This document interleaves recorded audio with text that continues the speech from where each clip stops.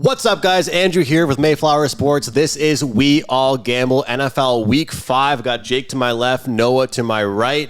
I'm feeling pretty good off my Sunday, but these two guys kicked my ass last night. I don't know if I'll ever bet on the New York Giants ever again. I wanted to bring this up really quick before I throw it to the boys. The best ATS team so far might surprise some people.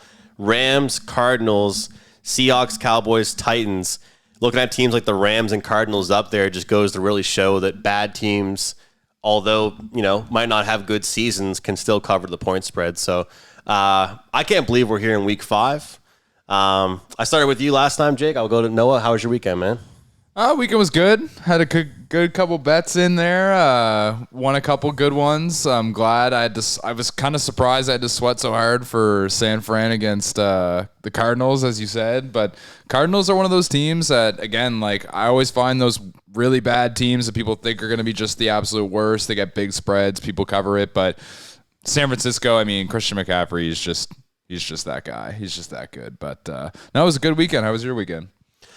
It was one of those weekends. I've tried to practice not being too greedy, and it's something I think everybody deals with in sports betting, but I had a good weekend, but it could have been better. And if you say that, the next weekend you're going to just bet too many things and it'll go downhill. So good weekend overall. Could have been better. A bad Monday night, but that's because I bet on the Giants. I figured I'd beat you guys to it, you know what I mean? I figured I might as well roast myself so I don't get roasted, you know what I mean? My primetime games aren't going very well, so I got some good picks I like this week, though. Everybody's entitled to a loser every now and then, buddy. It happens to the best of us. How you feeling, Jake? It was an all right weekend. Personal picks were pretty good, but the pod was just a light 500 week. There was a couple picks in there that let me down. Obviously, Steelers absolutely suck.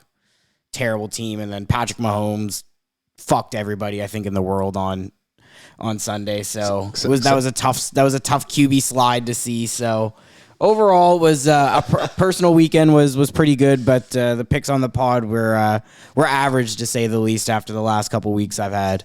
Noah's over here giggling. Hey, I said the Jets, man. The Jets to cover. That's what I took. I'm just saying. That Patty Mahomes slide everyone complained about. Apparently that was $100 million slide. Isn't that crazy from the sports books? That's in Vegas alone. Yeah. $100 million slide. I loved it. Hurts. I was a big fan. Man, I'm actually worried about athletes. I know people have been gambling for forever, but I'm actually worried about now that stuff's getting put out there. I don't know, man. People are betting more on these plays than these players are getting paid. You know what I mean? People are always worried about fixing the games and stuff. These guys don't care about that, but at the same time, it's some people lost a shit ton of money because of that. But it's a football play. And it goes into what we are. We all gamble. We all do it. We all gamble, man. That's the ebbs and flows of the NFL season, man. And speaking of which, would anybody actually watch this Thursday night game, Bears and Commanders, if we weren't all gambling? I don't know if I would. No chance. Definitely not. Not a chance. What do you have for us in that one, Jake? So we'll kick it off with the trend, I say. This is going to be the first, I think, under taken on the pod through 5 weeks. I'm going to take under 44.5 in the Bears and Commanders. Neither offense is very good. Both quarterbacks kind of struggle. Bears defense isn't particularly that good, but the Commanders defense, I think, is a little bit underrated. They have a really strong D-line. I think they can definitely hold Justin Fields in check. This is a bet, though, that could easily sail over depending on how it goes. But just with the way the primetime games have been going, I think the last time we mentioned it, they were 2-9 for overs. And obviously the game last night didn't go over. So 2-10 now in primetime games to start the season. So might as well get in on the trend while it's still hot and take the under 44.5. Under 40. Yeah, I think it'll take a lot for those two teams to go over. What do you have, Noah? This game is really tough for me. I've been going back and forth of what I want to do. I wanted to take. No, I'm not going to do it. I was going to say I was going to take the Commanders on -5.5, but I just can't because I don't see either of these teams. I just don't know how it's going to go. This is one of those games. Both teams are so bad. I don't know. So I'm gonna keep it a little bit more simple. I'm going to go for a touchdown score, and I'm just going to keep it simple with Brian Robinson for a touchdown.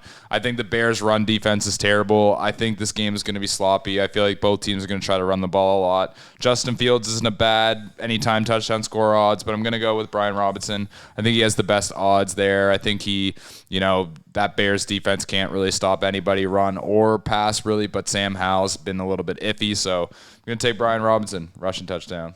I also have that too, so that was my best bet for the game was Brian Robinson plus 100, so on the same page again, buddy. Gotta love the anytime TDs. Oh, I'm jumping on the Brian Robinson train, but I got him over 63.5 yards. The Bears, I think, are bottom 2 or 3 as far as rushing yards allowed per game. And I just think that realistically, a lot of that reason is because teams are getting up on them. So when you're up on them, so that number could be a little bit inflated. Due to the fact that, when you're blowing a team out, you usually stick your running back out there. But one thing I wanted to mention as well, Antonio Gibson is doing absolutely nothing this year. That was supposed to be kind of a duo, maybe like a 60-40 split or something like that. But when you look at the guy's averaging 1 yard per carry. He's giving his coaching staff no reason to throw him out there. It's Robinson's team, and as far as the ground game's concerned, until proven otherwise. And I think 63.5 is a light number in a matchup like that against the Bears. So people are going to continue. Realistically, the Bears haven't looked that bad, and they're through the secondary. It's just that there's just so many holes in their defensive line. And with a team that's so stagnant offensively, if you're coming on, it's the same with problem that the Jets typically have. The defense is so good, but if you're going back on the field, if you're hearing punt be called every they get tired. Every 4 downs, you're getting tired. You're getting beat. The best defense is a good offense.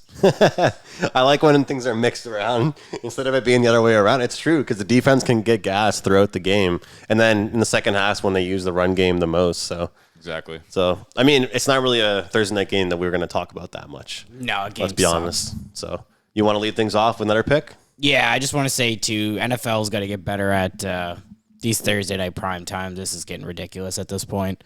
But there's a reason I'm betting props. Yeah, it's just it's tough, man. Nobody's getting hyped for Bears versus Commanders on a Thursday. That's just tough scenes. But my first bet, we're gonna continue with it. I'm gonna keep fading the Patriots. I'm gonna take the Saints money line plus 105. Until Mac Jones shows me anything, I'm just going to keep betting against him. Obviously, I had him 1 week, and that was a sweat fest against the Jets. They only managed to put up 15 points. Arguably deserved to lose that game if Zach Wilson, wasn't Zach Wilson. But Saints haven't been overly impressive. I just think the Saints have an all right defense. They have a better offense. Kamara's back. I think he's going to make a little bit of a difference towards their passing game. I think he caught 10 balls in his first game back, which is absurd for a running back. So I think he's going to be utilized quite a bit this week. The game is in Foxborough, which is always tough for a dome team like the Saints in Louisiana to travel to. New England's not an easy place to play, but the Pats just haven't given me any reason to bet on them. So I'm going to take the Saints money line at plus 105, and I wouldn't be surprised at by Friday maybe if you see that line swing and the Saints become the favorites, maybe at minus 1.5 or minus 2 like we saw with a couple teams last week. What do you think about the under in that game? I know you have your pick locked in, but yeah, I could definitely see it. Derek Carr hasn't been uber impressive. Mac Jones is Mac Jones. I could definitely see it hitting. It's just one of those games where I like more so the plus money, especially if I'm locking it in now on a team that I think's better. But the under could definitely hit too. But I'm gonna stick with my guns. No team totals are gonna be added. No totals are gonna be added to the card this week. I'll say that we're 0-1 and we're gonna keep it that way for this week. We're gonna keep it that way for just this 1 week, and then we'll see next week. I was talking with someone last Friday about the fact that it'd be cool if sports books would allow you to put a bet down on the backup if you wanted to. Imagine if you knew a goalie in the NHL was going to get shelled, so you took the backup over on saves. Imagine if we could take Bailey Zappi over 4.5 completions, just knowing that Mac's going to go out of the game. We don't know what's going to happen, and then it was a void if he didn't actually play or something like that. That'd be kind of cool. But what do you have first for another pick? My second pick and first of Sunday, I'm going to have to go with the team that I didn't think I was going to bet on in my lifetime, and that's going to be Detroit. I'm going to take Detroit -9 against Carolina. I know it's a big spread, but Carolina hasn't really shown me anything this year offensively. I think the best they scored was against Seattle week 3. They did have 27, but Seattle's defense, I mean, last night they showed something different, but Seattle's defense historically hasn't been that great the last 2 years, so I like Detroit. Detroit's at home. Detroit's been an absolute wagon offensively. I don't see them stopping because Dan Campbell just keeps feeding them that they got to be absolute dogs when they're playing. Like, I just don't see it until Carolina can prove that they can hang around with an offensive team like Detroit. I'm taking Detroit -9. I'm going to go back and say, man, I think Detroit's defense has been really like overlooked. I think after week 1 when me and you talked, we were like, oh, I think the Chiefs made more mistakes than it was the Lions defense. But the Lions defense has actually been pretty good this year. And the is it Kadarius? Tony? Kadarius, right? Yeah. I think all of those drops kind of like took away from their defense. Yeah. Everybody said, oh, well, he just dropped the ball a ton, right? yeah, and I think, too, the Lions are going to be a team that if they can just keep it together, that they could be a serious contender. I actually really like that pick, to be honest. The spread kind of scared me off, but Bryce Young looks like he's been struggling. The offensive weapons really aren't there. Adam Thielen's had like one good game this year, which was a revenge game. And that defense, I think we thought maybe it was going to be a little bit better than it actually is, and they really haven't shown up. So I'm on board with that. I like that pick too a lot. Yeah, and you got to think Aiden Hutchinson coming off the edge at a young Bryce Young, like that's gonna be tough. That's gonna be tough for him to handle. Like, I just see Detroit putting up a lot of points, and I just don't think Carolina can come back and come back with that, really. One pick that stuck out to me right away was Falcons -2, -1-ish against the Texans. I just think it's one of those situations. You've got the Falcons coming off that London game. Some people could talk about like a bad travel spot and things like that, but at least they're going back home and not going somewhere else on the road following that. They got their asses beat. Anybody that woke up early or decided to start their football watching day early, they saw that they didn't play very well. Jacksonville looked good. Really, anything the Falcons did was because Jacksonville gave it to them. Bijan Robinson put up still 100 yards on the ground. And I mentioned earlier in the pod about the Bears not being good defensively against the rush. That goes the same for the Texans as well. And I think that everyone's talking about the passing game with the Texans, how they're a team that people we're talking too much smack about, how they're a team that's covering point spreads, and they're off that huge win against the Pittsburgh Steelers. Maybe I'm not giving them enough respect, but I feel like this is a perfect buy spot on the Falcons and a sell spot on the Houston Texans. So I'm going to go against this Texans team that's getting a lot of love right now and hop on a Falcon. And I have probably been calling Desmond Ridder like the worst QB in the league so far. Like he's frustrating his pass catchers, but I feel like if they use Bijan Robinson enough, they create that threat on the ground. I think this is a really good spot for the Falcons. Yeah, I might as well go next because I'm on the Texans money line. No, you're not. I am, man. No, you're not. I'm on the Texans money line. Here we go again. It's tough, man. It's tough. At least it's not prime time. At least it's not prime time, but I'm kind of the opposite. I think you're buying into the I'm hype? buying into the Texans. I think CJ Stroud is not arguably, he is the best rookie QB. Oh, for sure. It's not even close. His decision making is really good. He's comfortable in the pocket. He's mobile enough to get around. Again, I don't think the Falcons really have that great of a roster. Like, their defense is what it is. Some games I think they'll be all right. In other games I think they're going to get, picked apart. And then you alluded to Bijan Robinson, who I think has been the only standout player on offense for the Falcons. But I think the longer the season goes on and the more teams start to realize that they only have one guy, it's going to be easier to shut him down. That doesn't mean he's still not going to get his. I just don't think that the Falcons are that great of a team. I'm all in on them just kind of bottoming out for the rest of the year. They got their 2 wins to start the year. Everybody was hyping them up. They're this, they're that. I don't think they're that good. And I'm going to keep riding the hot hand. I think that's a Texans team that kind of like the Lions when Dan Campbell came in. Obviously, their coach isn't as wild as Dan Campbell is, but I think he's really got them bought into a belief system that nobody believes in them. So let's make them believe. And again, it's another plus money spot, I think, on a close spread. Sucks that we're head to head again. Eventually, we're gonna get on the same side for something here. But yeah, I'm gonna roll with the Texans money line, and we'll see how that one ends up working out. I think good on both of you, because I was looking at this earlier and I was like, I can't touch this game with the 10. I just can't touch it, just because like I think what both of you guys are saying sells me on both of your guys' picks. So like that's why I won't touch it. I think if I'm not 100% sure, but I'm 99% sure, CJ Stroud still hasn't thrown a pick. Is that right? Yeah, no, he hasn't thrown one yet. Yeah. And you know what's funny? Everybody keeps saying he's due. Yeah. Like for the last 2 weeks, everyone's been like, he's due. And he just hasn't thrown one. I just think he has an elite level football IQ, and without the weapons around him, he can still make things happen. I think this is going to be an extremely ugly game. Mm-hmm. Like, I wouldn't be surprised if either team puts up 20 points. Like, if it's like a friggin' 17-10 game, wouldn't bat an eye at it. Yeah. I just personally love that the Houston Texans, I've said it before, when the Cowboys beat the crap out of the Giants in week 1, I don't care if somebody loses by 10, 15, 20, or 25. After a certain point, I think it's just a win. So, I actually was loving the fact that the Texans were, beating the shit out of the Steelers just so I could look at fading them the next week. So, we'll see. We'll see. All fair enough. All good points. I'm going to stick with my own trend and keep going on the big spreads again. I said, I think it was last week or 2 weeks ago, I always hate big spreads, but this one seems like one of those ones that kind of goes into what you say a lot, and this is the Dolphins -11 versus the Giants.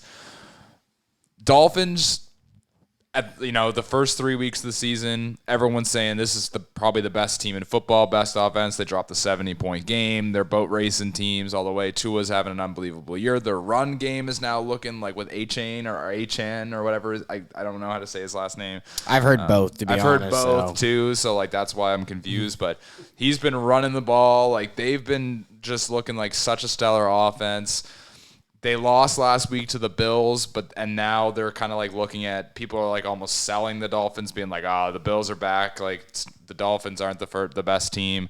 I think the Dolphins are pissed. I think they've been hearing what everyone's saying, so I think they're going to want to have this kind of revenge game for themselves. You could try to argue the same thing for the Giants, but the Giants just got absolutely no gas in the tank to do anything. They look absolutely horrible.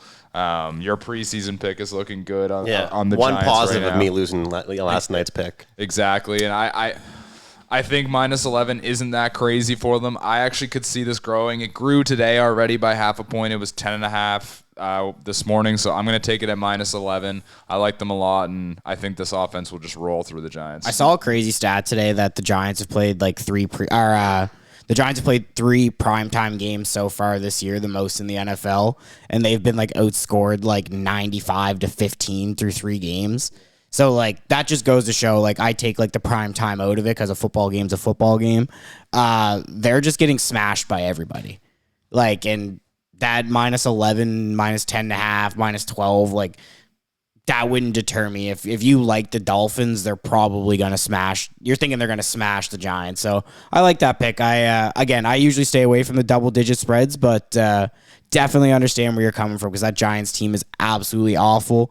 Me and Andrew watched the game together last night at Boston Pizza for one of our buddies' birthdays, and Andrew didn't have a good night. We'll just leave it at that. I had a great night. Yeah. I even left early.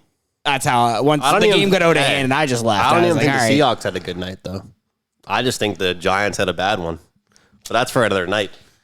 I think that I like your play, Noah, but because I don't want to just give the same one, I'll just kind of shift lanes. It sounds funny to say I like the over 49. I know, obviously, here's the thing. I don't have team totals. So realistically, if I could bet the team total and give you guys a number, I probably would give that out versus having the Giants do anything for me. The fact is, in handicapping in general, you want a focused and motivated team. That's what the Dolphins are going to be after that loss to the Bills, right? This entire position is different than if the Dolphins beat the Bills by 20, right? But they're off that big game. They want to go absolutely destroy an opponent. I always say this. If you're a really good team and you get to bounce back off a loss against a weak opponent, you're going to do exactly what the Dolphins did a few weeks ago and run the score up as much as you can. until it's late in the fourth and you kneel the ball out. You know what I mean? But you look at some of the games the Dolphins have been involved in, even against the Patriots, gave up a couple big passes. Secondary had a couple weaknesses in it. The Chargers, obviously, like 30-some points on them. Obviously, I'm not comparing the Giants to the Chargers, but I feel like the Dolphins can give up points, but they're just so confident in their offense and what they're capable of that they can kind of just, score like 27 points a game and win. And I feel like looking at that Giants team, even if their offense turns it around, their defense just looked brutal. I think we can all obviously agree on that. I don't think the Giants are going to put up 3 points again next week, but their defense, if that was the score against the two quarterbacks combined for the Seahawks on Monday Night Football only had like 170 passing yards. Daniel Jones with his picks and stuff like that for sure, but their defense is bad. And offenses can get better week to week. I'm always someone that says defenses can't get better week to week. So I'll hop on the over in the Dolphins and Giants game. I was right there with you, though, Noah, as far as the spread, but that'll be my second pick. I'll take the over there, Dolphins and Giants. I just want to add to the Dolphins team totals 30.5. Oh, it is out. Sorry, I didn't even look at it. And it's minus 130. Yeah. It's like, and that's tough. And so like that's the thing, right? It almost goes to what we were talking about last week on the Monday night with the Seahawks game. I was saying if you're like the Giants, you got to almost bet the over in team total as well, because if the Giants are to win this game, they're going to have to put up like 30 points at least, minimum. And I don't see that in them. I don't see that. Maybe like they can. It's not impossible, but I just don't see it. I just don't see it happening. Yeah, it's especially with the way the tough. Dolphins have been running the ball. The Dolphins can run the ball this year, and that's something they haven't been able to do. all right. I guess I'll jump into our third one here. I'm going back home. Eagles -4 against the Rams. Took off last week. I knew that game the Eagles weren't going to cover the spread. Made the wise decision to swallow my pride and not give it out anyways. But I think that was a real wake-up call for the Eagles last week. I think obviously playing the Commanders, divisional game, always going to be tough. The NFC East is a tough division regardless of what you think. Dallas is a good team. The Commanders are a good team, and obviously the Giants kind of suck, but in the divisional games are usually pretty good, minus the Cowboys game to start the year. I think the Rams are the Rams. They have two rookies in Williams and Puka that have been playing like out of their skin. I think the Eagles have the pieces on defense to kind of shut down Puka. I think you let Darius Slay just follow him around the field the entire game. We have the best. I think we have the best D-line in the entire NFL. We're like 8 to 10 deep on the D-line. Fresh guys coming in and out, getting after Matt Stafford. We're really good against the run. We can stuff Williams. I just think this is one of those games where the line isn't reflective of the talent disparity between the two teams. I don't think the Rams are that good. They've been playing above their roster should suggest, and the Eagles have been playing below that. And one other thing I want to add too is this was the first week that we saw like any sort of emotion out of Jalen Hurts. Jalen Hurts has been like a robot to start this year. Hasn't been celebrating touchdowns at all. Really hasn't seemed like himself to start the year. And then that last touchdown we scored that looked like it was the go-ahead touchdown. All the emotions through 4 weeks came out. I think Jalen's going to be dialed in for this game. He knows he needs to play better. If his team has any sort of chance of winning, a division, because the Cowboys look pretty good and multiple playoff games to get back to the Super Bowl. So I like this as a bounce back spot, even though we didn't lose, for just us to play better. And I think this could be a double-digit win for us. I think we could win by 10 points. I like it.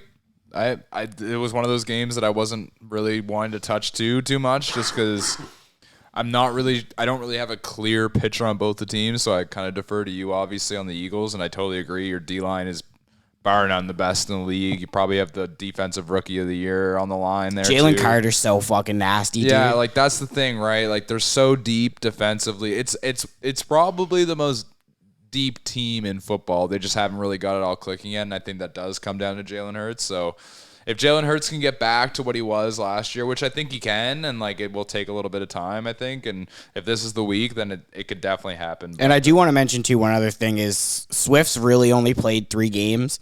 The first game he had like 5 or 6 touches. Second leading rusher in the NFL. That offensive line is making Swift look like Barry Sanders right now. Like that guy is just an automatic over for his rushing yards every week.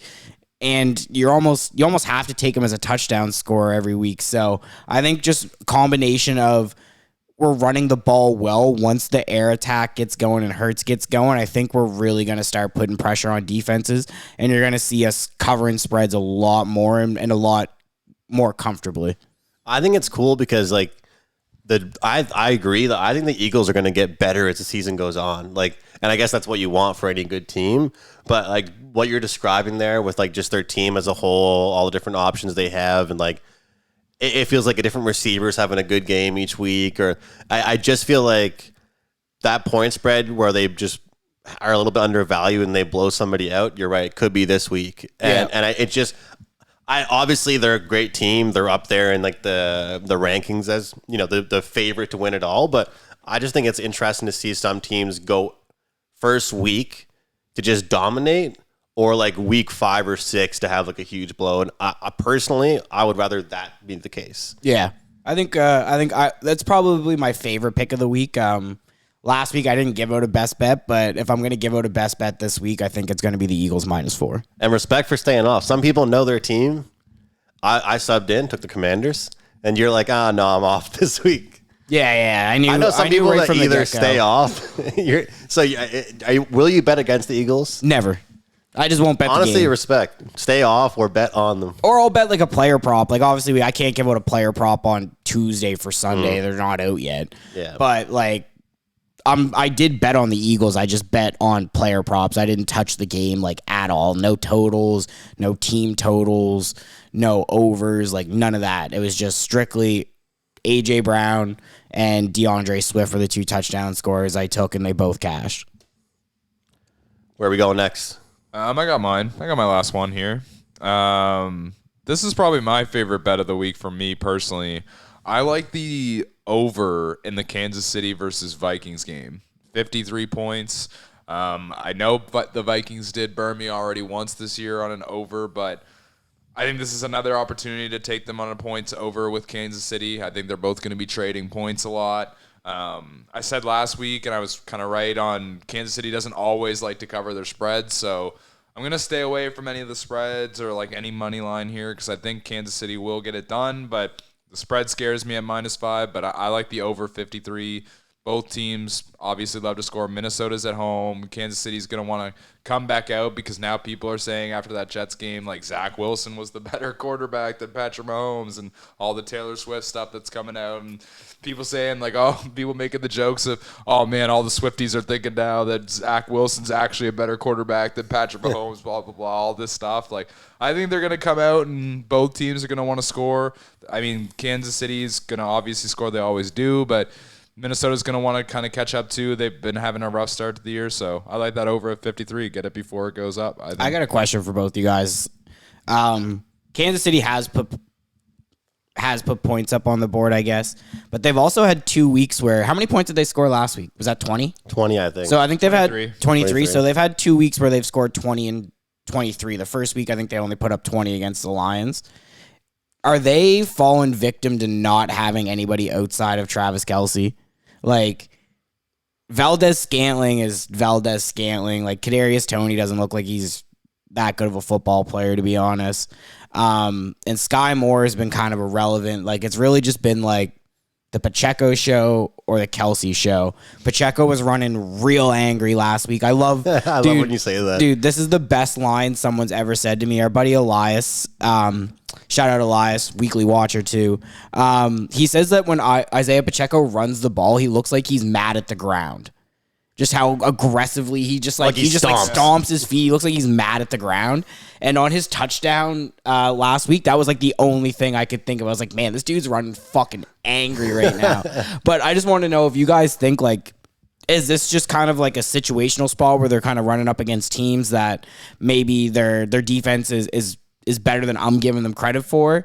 Or are they just kind of, they don't really have the weapons to be putting up 40 points a game like they were last year and the year previous? Well, I think like week 1, they played Detroit, right? And we even were talking about it earlier. Detroit actually has a sneaky good defense this year. Like, they're actually good, right? The line's very good. The secondary's been playing really well. And they didn't have Kelsey that first game. So, to put up 20 there still was pretty solid. Last week, Jets defense is very, very good. People forget how good it was. And what I was saying earlier is the best offense is the best defense is sometimes having a good offense. And Zach Wilson actually had a good game last week. Like, he actually did play well, so that defense was able to be fresh. They were able to be less on the, you know what I mean? And they still ended up putting up 23 and winning. Minnesota's defense is terrible, so that's why I go there. But you're on to something for sure. I mean, they definitely need another guy. Like, they definitely need another weapon that could at least be, like, who can I throw to that I'm consistently like happy to throw to, like, except for Travis Kelce, except for running the ball to Pacheco. Like, Valdez-Scantling, yeah, he hasn't really showed it. He can be that deep threat sometimes. Like, that's what he was like in Green Bay. He wasn't really like the guy, but you'd see him catch like a 70-yard bomb one game, be like, oh yeah, like I forgot he's there kind of thing. And Kadarius Toney hasn't looked great. So I think they definitely would love to, like, if they could make a move for somebody, like, I wouldn't be shocked. Like, I know this name, it doesn't really sound like it would be the kind of guy, but I wouldn't be shocked if they made a move for like a guy like a Chase Claypool or something like that. Like, I know he hasn't been that great, but you put him in that kind of offense, I'd like to see what he might be able to do because he has the intangibles. But no, I think you're definitely onto something. Like, that'd be cool because they're looking for a 5th or 6th round pick. I mean, Chase Claypool hasn't even really caught a ball for Chicago. He doesn't fit there at all. They both want to part ways. Like, if I'm Kansas City, I'm looking at that being like, maybe this is like a Juju Smith. Like, maybe we can bring him in for a year, he can help us get there, and then we'll see. Maybe we'll part ways at the end of the year. I just don't get why the Bears would do that, though, because they gave up like a second for him, didn't they? Yeah, but didn't you say that? Yeah, so I guess like it's 1 year later, though. Behind that is you'd rather recoup something now than he's just continuing the way it's going, and no one wants it. But I mean, this is like selling at the all-time worst time. Like, at least let him have a few good games. Then I just think what can it he's turn not into? a receiver for Justin Fields, and the longer you keep him there, the more his value is going to diminish. So it's like, bad trade by the Bears front office is what it ultimately comes down to. And, I'd be too embarrassed if I was the manager. I'd be like, I got to live this out for a little bit longer. Yeah, but at least it shows like you got to get something. I'm willing to say I was wrong and get something back for him and then hang on to him and then at the end of the year be like, we're not going to get anything for this guy. We're going to have to cut him. If he gets traded, I'm betting his props. Whatever team he lands on, I'm looking forward to it. Well, exactly. My quick thoughts. Go ahead. I was going to say, my quick thoughts on that are like, the Chiefs are definitely a different team. Last year, I looked for the first time ever at like a time of possession props or stats. The Chiefs were never really high up there in time of possession because they just scored quickly, especially 2 years ago. And like that's what's funny is like time of possession doesn't always mean you're a good team because it just could mean you have the ball a lot because you're getting scored on. Like sometimes bad teams have the ball a lot, but they can't finish drives. They always get close enough to field goal range, but then they have to punt or things like that. Like, not everyone's like Tyreek. There's only so many Tyreeks in the world. Maybe there's only one Tyreek. They don't have that guy that can stretch the field. I don't think they have a guy that can run like a one-on-one route and beat his man. Yeah, they don't even have a guy that really gets any yak, like besides Travis Kelce. Like, yeah.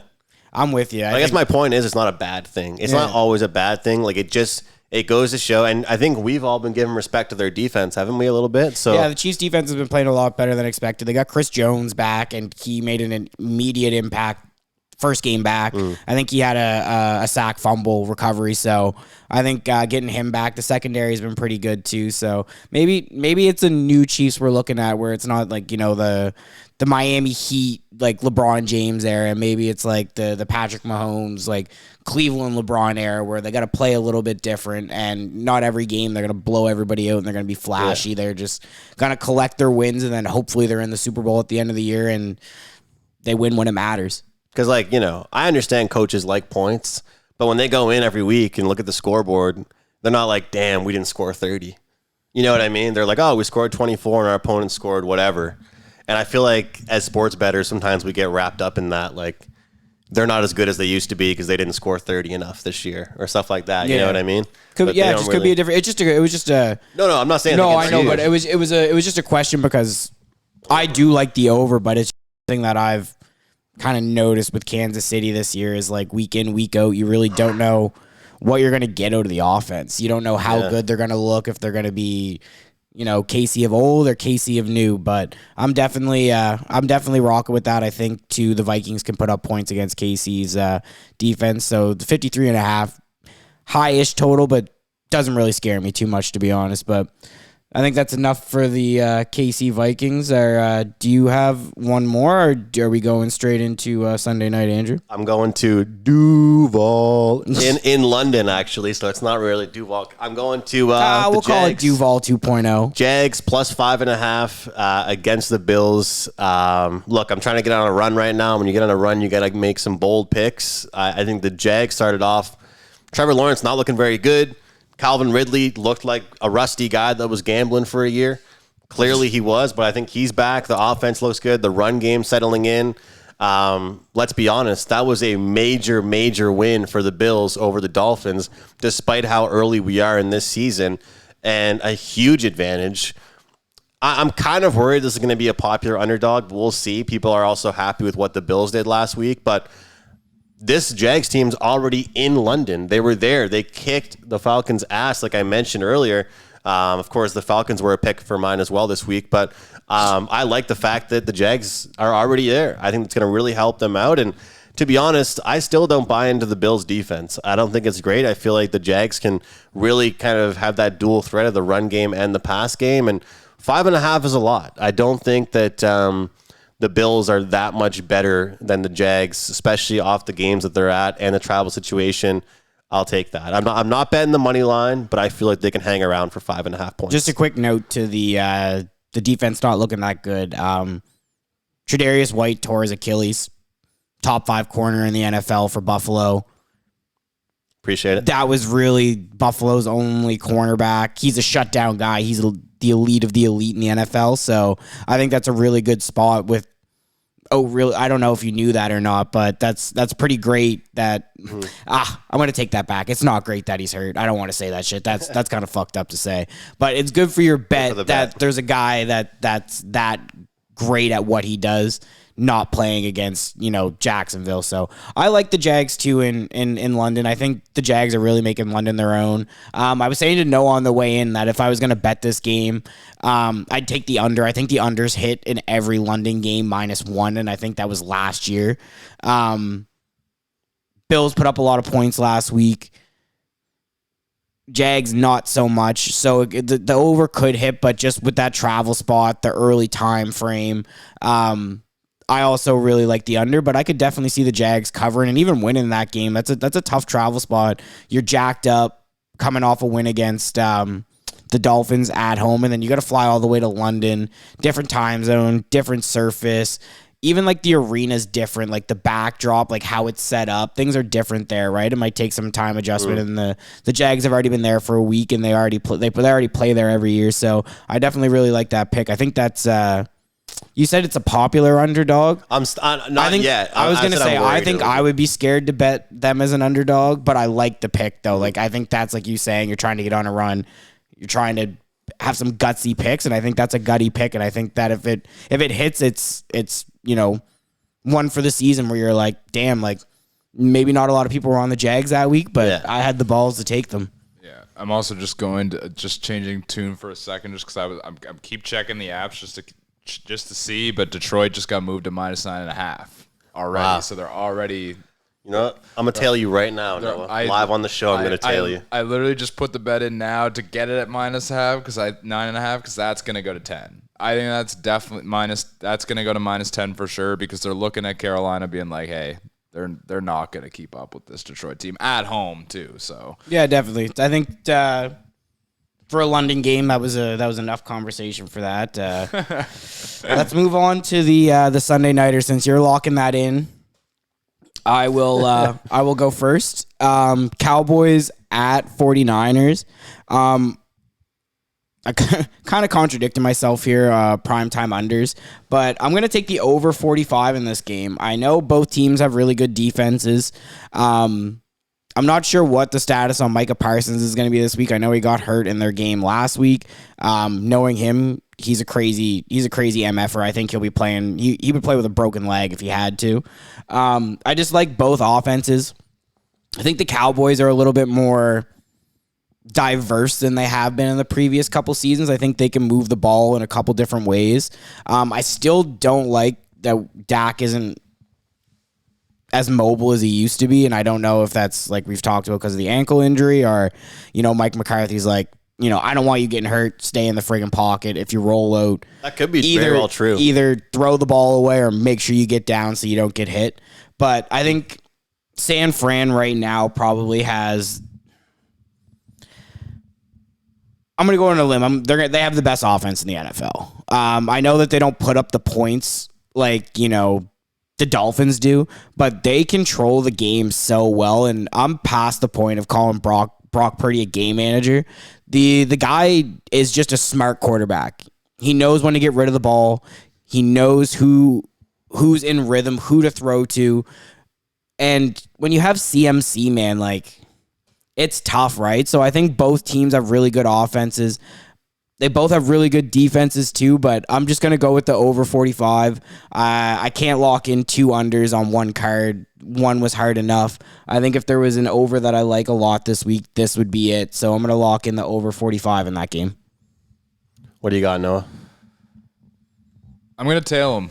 I'm going to tail Jake here because honestly, I was leaning so heavily going and coming in here to -3.5 for San Fran. But this is what I remember about Dallas. Dallas beats good teams and they lose to the worst ones. They Dallas themselves. If you've been watching NFL football long enough, you know exactly what I mean. Like, Dallas will come in and beat a really great team like the Niners, who are currently undefeated. Like, I could see them coming in there and beating them. I could also see them losing bad because they lose to some teams. They almost played up or down to their opponent. Like, they lost to Arizona this year badly, and everyone's like, oh, it's Dallas being Dallas. Like, it's kind of what they do, and then they'll come in here Sunday night, and I could see them easily walking away with the win. But then I hear everything Jake says. They got Christian McCaffrey. That guy is literally a walking touchdown. 4 last week. I think he scored in 14 straight games now, so it's impossible to know. So you got two elite offenses going at it. Yes, both defenses are fantastic, but both teams are going to have to score points Sunday night. I like the 45. And I think too, just to add on, this is going to be my last point, is obviously the primetime unders have been hitting at in an alarming rate, but this is the best primetime game of the season by a mile to start the year. Yeah, definitely. And I think too, just with how the NFL is geared now, it's so geared towards offenses. Every flag, you were calling it flag NFL last night because there were so many flags. But if you touch an offensive player, it's an automatic flag. So I think the NFL is really geared towards high scoring games, and this is one of those games where I think yes, both teams have defenses, but the NFL, I'm not saying the NFL's fixed or they're going to call it in or the script. They're going to want to see points in this game, and I think the NFL gets what the NFL wants, and I think you're going to see two teams 45. To realistically think that the Cowboys only need to put up 20 points for that over to hit is crazy to me. I think San Francisco could easily put 21 to 31 on the board, and I think same thing with Dallas. I think Dallas could easily put 20 to 28 points on the board. I think this is a super. You know why I'm laughing, right? Why? Because you're looking at me in the face and I'm on the first half under. Oh, it sucks.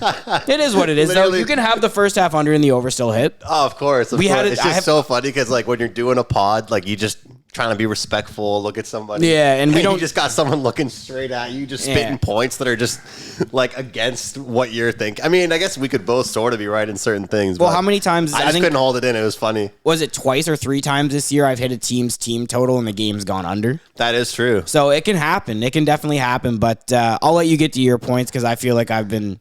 No, well, I've just been counteracting your points without you saying anything.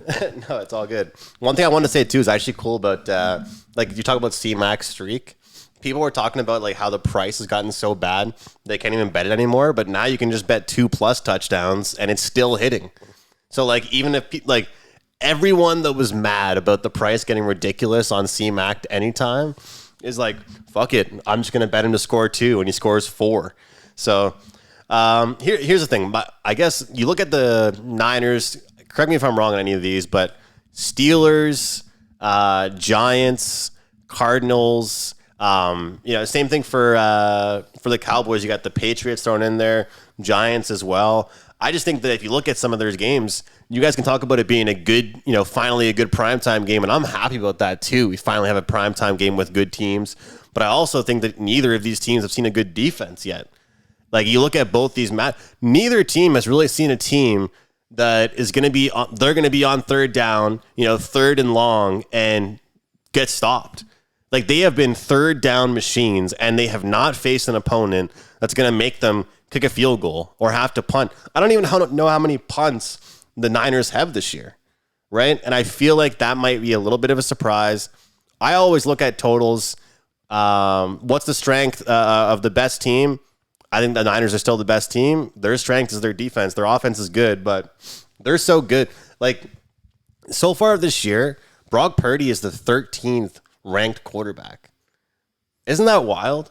Like, obviously, you got C-Mac. Elijah Mitchell's great, and there's great weapons on the team, but doesn't that say something also about the defense of this team?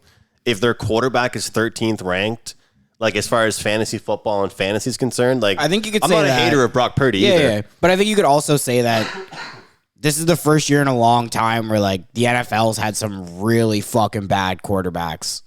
Like, really bad. Like, me and a guy at work today were, like, just rattling off guys. Like, just off the top of my head, like, Justin Fields, Desmond Ridder, Derek Carr, Bryce Young, like, Mac Jones. Like, there's a lot of guys in the NFL that are starting quarterbacks right now that are not good. Zach when's Wilson, the last time? Daniel Jones, like... Yeah, but a Super Bowl favorite right now to win it all, their quarterback isn't even on, like, some fantasy football leagues. I think that happens. Nobody has him in our does happen, fantasy though, football quite a league. bit. Like, I think... Well, like... I don't know. Like, think about Colin Kaepernick when he was on San Francisco. Like, the reason he was so good at fantasy, we're going to talk about fantasy football on a betting podcast, which is kind of funny. Kind of correlated. But it definitely kind of correlates. But it was because he could run the ball. Throwing the ball, it wasn't anything spectacular at all. They were just like, don't turn the ball over. Our defense is, our defense is our defense. But I think that this year, more than anything, Brock Purdy's knows his limitations. Like, to me, like, it's kind of crazy to say, but he's like a young Tom Brady. Like, he knows where to check the ball down to. Smart. He knows exactly. He has really high football IQ. And then you add on guys like Deebo Samuel, who's a yak machine.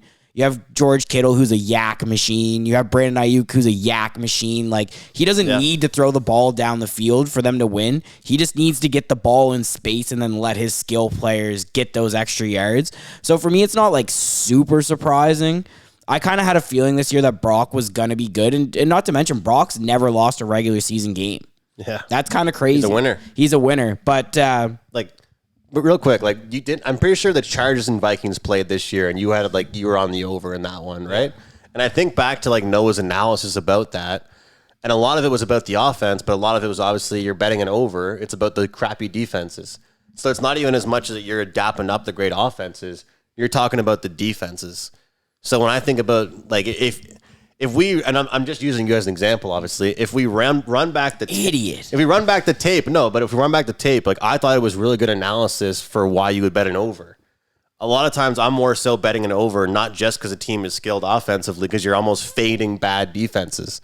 So when I look at this game in particular, I look at the good offenses, but you're also betting on good defenses to get exposed that many times. Yeah. It's kind of, I want to kind of counter your point there for a second. Is you said how many good defenses of these offenses played?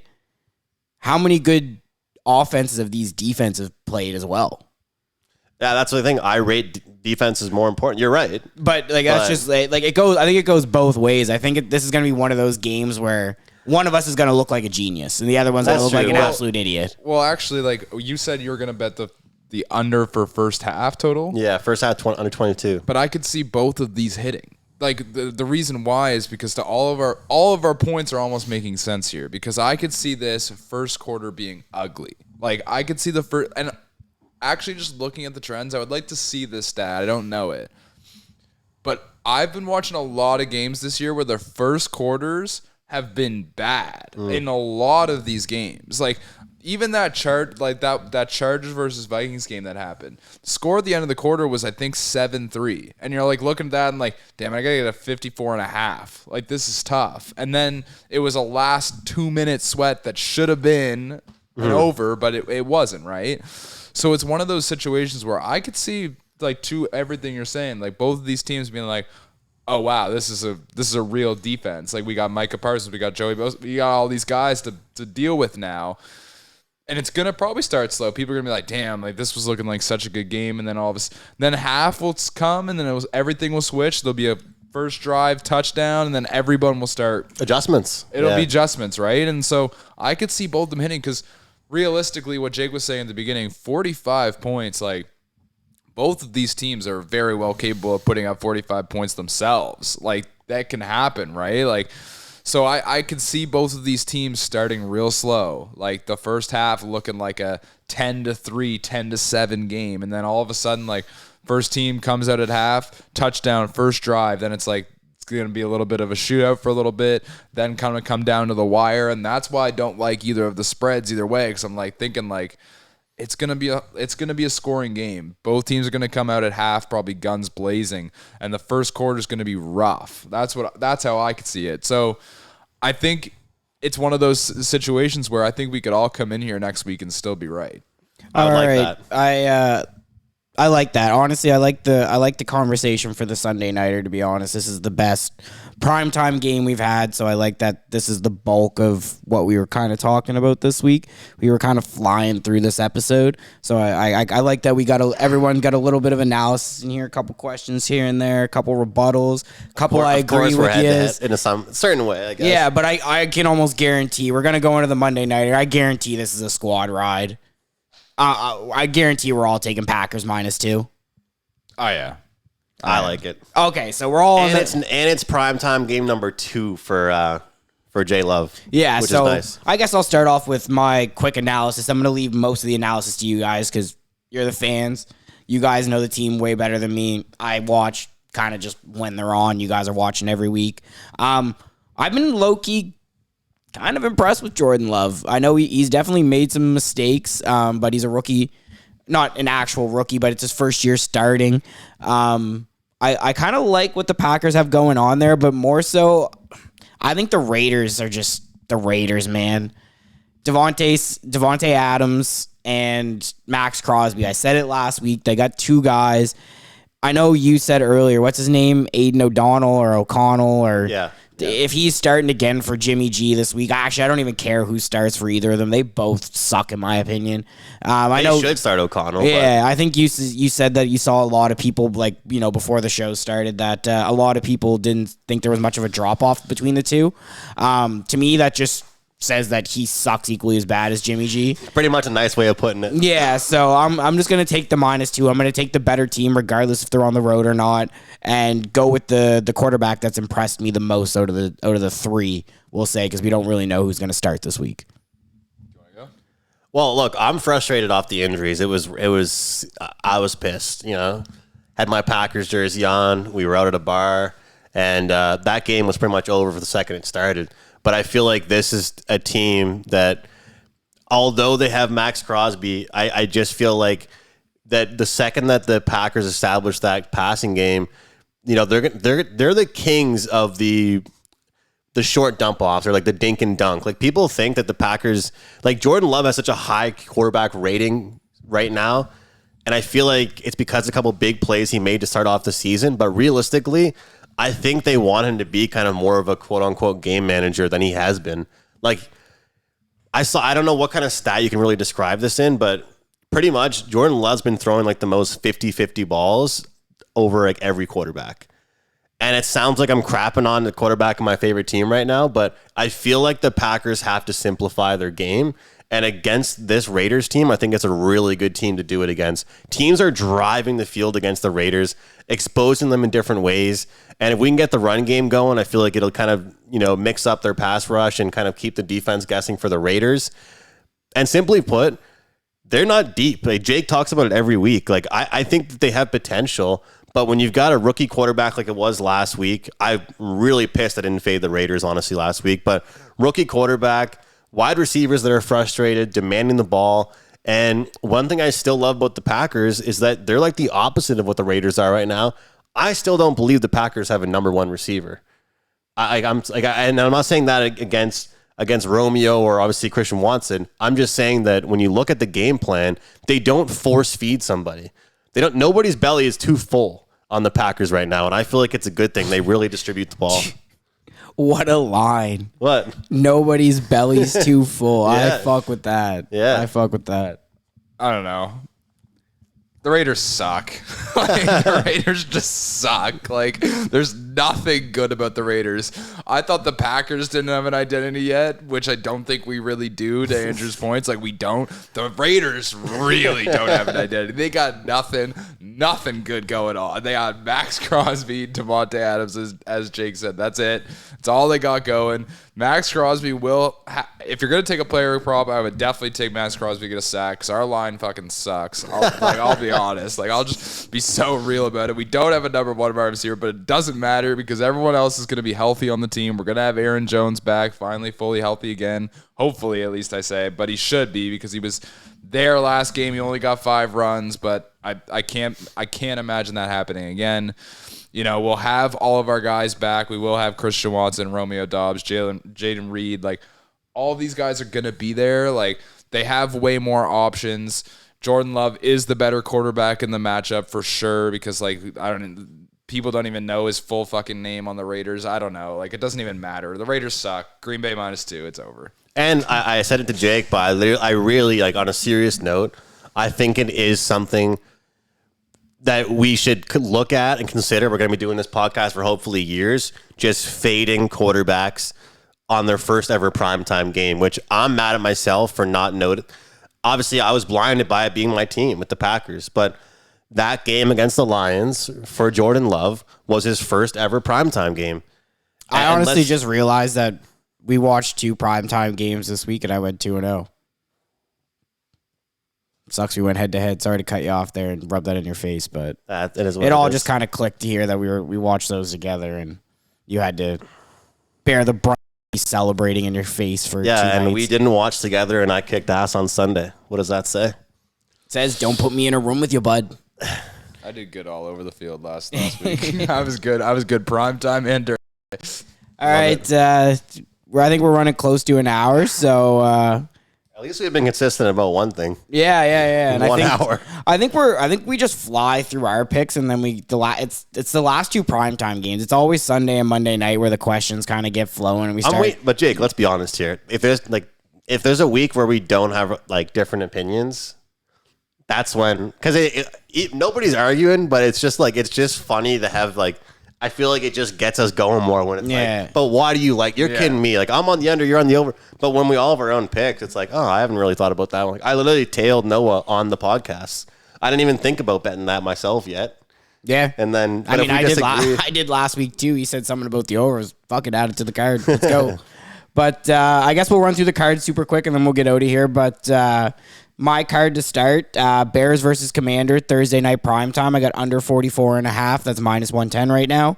And Brian Robinson, anytime, +100. I think that's probably going to be a squad ride on Thursday if I'm guessing. Saints versus Pats. I got Saints money line +105. Texans versus Falcons. I got Texans money line +110. That's also another head-to-head matchup versus me and Andrew, which absolutely sucks, but we'll see what happens. And then I got the Eagles versus Rams -4. That's -110. And then the Sunday nighter primetime, I got Cowboys versus 49ers over 45. That's -110. And then finally, I think this might be our first squad ride of the year. It's going to be Packers versus Raiders.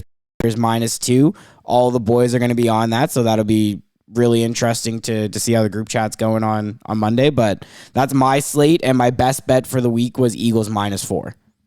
Canadian Thanksgiving, too. Forgot about that. True. Want me to go? Go ahead. All right, so for Thursday, Brian Robinson, that is going to be the squad ride, I think, for that game, it sounds like. Detroit Lions, I guess it's -9.5 now, so you can't get at that -9, which I thought, but I'm still going to take it. Then I got the Dolphins -11 against the Giants because the Giants suck. Then I got over 53 with KC and Minnesota because I like both the offenses. Dallas and San Fran, I got the over 45 in that game. And then, as Jake said as well, the squad ride for Green Bay, -2. One, I also really did like. We're just going to sneak it in there. I'm not really sure if I'm going to take it or not yet, but I like the Jets money line against the Broncos because the Broncos also suck. That is going to be interesting because obviously Zach Opportunistic. Wilson looked better. Like, he did look better. I think if he'd played many other teams besides the Chiefs, we'll see. I think he... Mr. Unlimited. I like Robinson over on his yards. Take the anytime touchdown score with I us. was going to say, I'm going to join you guys on that one. I don't know why I'm always scared to bet anytime touchdown, but because we had I'll a bet sweat. both. We had a sweat with Swift, and ever since that just hasn't been it. I'm scared. It cashed, but it was definitely a sweat. Jaguars +5.5. I got the Dolphins with Noah, but I also do like the full game over in that one. I'm on the Falcons -2. And what else? I like the under first half, under 22 in the Cowboys Niners, and we're on the Packers money line. I feel like I'm forgetting one pick that I gave out, but maybe not. I don't think I honestly no. You said the Texans, right? Yeah, No. say I completely blacked out there and I didn't hear anything off your card. I don't know what I was just thinking about. Jags +5.5 was one. Yeah. The reason why I'm tripping is because me and you kind of were on the same pick. So Yeah. that's like that. Yeah. Yeah, with the Detroit and then Miami too. Yeah, Miami. Yeah, Miami. All right, guys. Week 5 of We All Gamble. I think we're having a lot of fun doing this. I've been winning a lot of money. I'm sure Andrew's been winning a lot of money. I'm hoping Finally. Noah's winning a lot of money too. But honestly, guys, like, comment, subscribe. Keep checking out the video on YouTube. Make sure you're streaming it on all streaming platforms if you like to listen on the go, in the car, or whatever. And chuck us a follow on the socials. Twitter is Sports Mayflower. Don't want to get into that. There's a guy on Twitter who's an absolute loser. And then on Instagram, it is Mayflower Sports. You can find clips from us on there. If the whole pod isn't your ideal thing to listen to, there's definitely clips of us where we post our picks each week in a little bit of a shorter format. But for week 5, I'm Jacob, Andrew, Noah. We look forward to seeing you next week, and hopefully we're cashing some winners for you guys.